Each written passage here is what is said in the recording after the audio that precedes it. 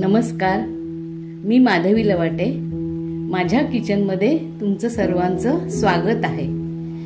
मी आज तुम्हाला हे पिठी साखरेतले चिरोटे करून दाखवणार आहेत. यालाही भरपूर पदर सुटतात आणि त्याच्यासाठी खुसखुशीत अगदी तोंडात विरघळणारेच हे आहेत. मी त्याचं साहित्य आता तुम्हाला दाखवते. हा 2 वाटी मैदा मी चाळून घेतलेला आहे. त्याच्यात आता हे थोडंसं चिमटीभर मीठ टाकते आणि हा 2 चमचे रवा घेतलेला आहे त्याच्यात, तोही त्याच्यात मिक्स करते.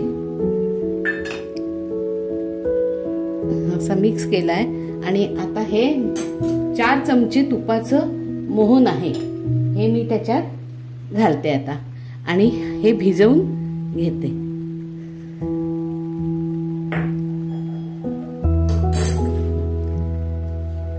हा हे जे मोहन घातलंय ते हे अक्षर पूर्ण पिठाला आता मी हे चोळून घेणार आहे. अगदी त्याच्या कणाकणाला तूप लागलं पाहिजे. हे साजूक तूप घेतलेलं आहे मी. आणि आता हे सगळं पीठ चोळून झाल्यानंतर मी हा मैदा एक अर्धा तास तरी भिजवून ठेवणार आहे आणि त्याच्यानंतर तुम्हाला पुढची कृती दाखवते. ह्याच्यासाठी आता मला साठा तयार करायचा आहे. त्याच्यासाठी पण मी हे तूप घेतलेलं आहे. इथे जवळजवळ 2-3 चमचे तूप घेतलेलं आहे. त्याच्यात मी दाखवते आता 3-4 चमचे तरी कॉर्नफ्लॉवर लागेल. ते तयार करून ठेवते. तोपर्यंत माझा मैदा भिजेल. आता हा मी भिजवून घेते. आता मैद्यामध्ये हे मोहन घातल्यानंतर मैद्याचा रंग छान बदललाय. हा आता सगळीकडे हे तुपाचं मोहन लागलंय. आता मी हे पीठ भिजवून घेते. हे कसं भिजवायचं तर थोडं थोडं पाणी घालून आपण जशी कणिक भिजवतो त्याच्यापेक्षा थोडंसं हे घट्ट भिजवायचं आणि मग अर्धा तास ठेवायचं.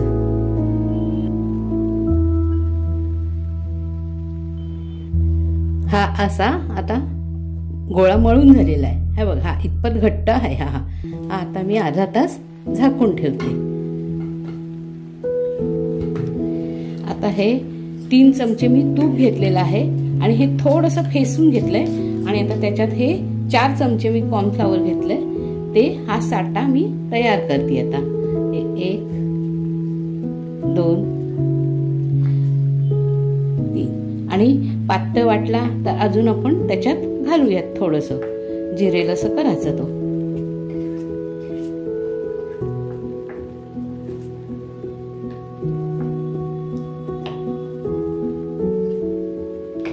हा साठा असा माझा आता तयार झालेला आहे. हा एकदम पातळ पण केला नाही आणि एकदम जाड पण केलेला नाही. आता मी जेव्हा ह्या चिरोट्याच्या पोळ्या लाटेन तेव्हा हा लावणार. हा सगळीकडे पसरून तेवढा त्याला पुरवणार. आता हा मैदा असा अर्धा तास आपला भिजून छान झालेला आहे. छान भिजलाय. आता त्याचे मी हा मळून घेतलाय आणि आता असे 8 भाग करते त्याचे.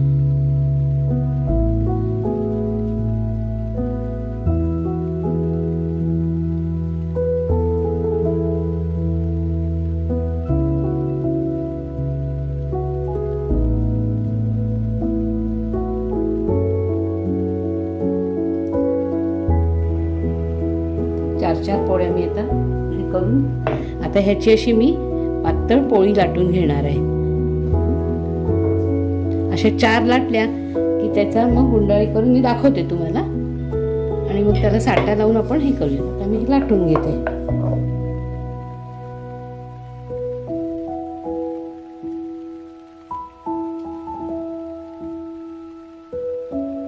अशा माझ्या सगळ्या पोळ्या लाटून झालेल्या आहेत. आता मी त्याला साठा लावते सगळीकडे आणि अशा 4-4 पोळ्यांची मी गुंडाळी करणार आहे. हा असा सगळीकडून लागला पाहिजे. हा खूप लावूनही चालत नाही, कारण काय होतं जास्त झाला की चिरोटा विरघळतो पण त्याचे पदर जे असतात सुटतात ते, म्हणून बेताचा लावायचा. आता ही दुसरी पोळी त्याच्यावर घेतली, ती ठेवते.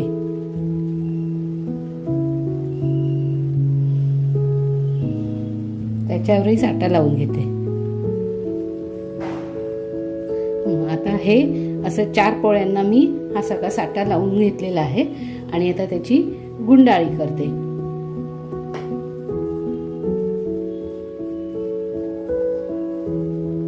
ही अशी गुंडाळी करणार आणि ही घट्ट करायची।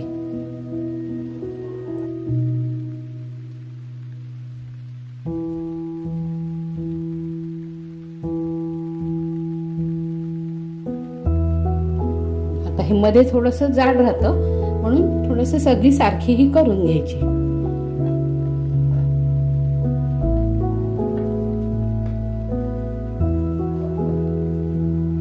त्याच्या मी लाट्या पाडते।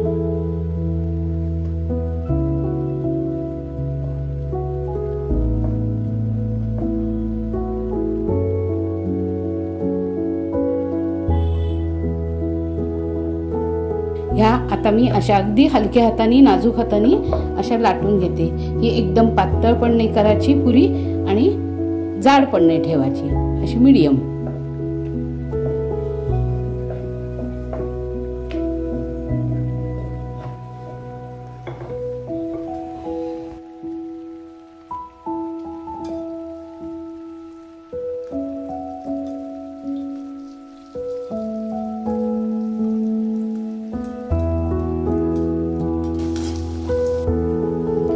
असे हे माझे चिरोटे झालेले आहेत। बघा किती छान पदर सुटलेले आहेत, याला अगदी खुसखुशीत झालेले आहेत। आता हे तुम्ही घरी करून बघा आणि जर आवडले तर माझ्या चॅनलला तुम्ही लाईक, शेअर आणि सबस्क्राईब करा।